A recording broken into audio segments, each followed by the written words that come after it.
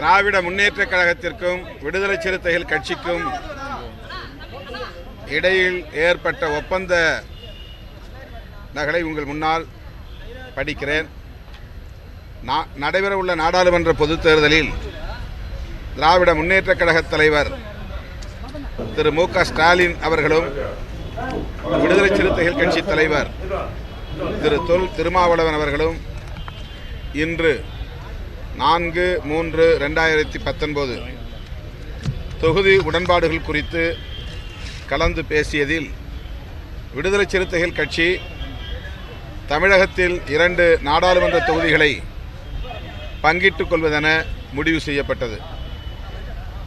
இந்த பேச்சுவார்த்தையின் போது விடுதலை சிறுத்தைகள் கட்சியின் சார்பில் கட்சியின் தலைவர் தொல் திருமாவளவன், பொதுச் செயலாளர்கள் சிந்தனை செல்வன், ரவிக்குமார், பொருளாளர் முகமது யூசுப் ஆகியோரும் திராவிட முன்னேற்றக் கழகத்தின் சார்பில் கழக பொருளாளர் திரு துரைமுருகன், முதன்மை செயலாளர் திரு டி.ஆர். பாலு, கழக துணை பொதுச் செயலாளர் திரு இ. பெரியசாமி, கழக அமைப்பு செயலாளர் திரு ஆர்.எஸ். பாரதி, உயர்நிலை செயல்திட்டக்குழு உறுப்பினர்கள் திரு கே.என். நேரு, திரு க.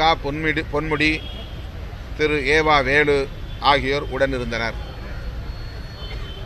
திமுக சார்பில் தலைவர் திரு மு க ஸ்டாலின் அவர்கள் ஒப்பமிட்டிருக்கிறார். விடுதலை சிறுத்தைகள் கட்சியின் சார்பில் தலைவர் தொல் திருமாவளவன் ஒப்பமிடப்பட்டிருக்கிறது. இந்த அளவில் 2 கட்சிகளுக்கும் இடையே 2 தொகுதிகளை பங்கிட்டுக் கொண்டு ஒப்பந்தம் இட்டிருக்கிறோம். எந்தெந்த தொகுதிகள் என்பது குறித்தும் போட்டியிட உள்ள சின்னம் குறித்தும் பின்னர் விடுதலை சிறுத்தைகளின் முன்னணி பொறுப்பாளர்களோடு கலந்தாய்வு செய்து திராவிட முன்னேற்றக் கழகத்தின் பேச்சுவார்த்தை குழுவினரோடு கருத்துக்களை பகிர்ந்து கொண்ட பின்னர் அறிவிப்போம்.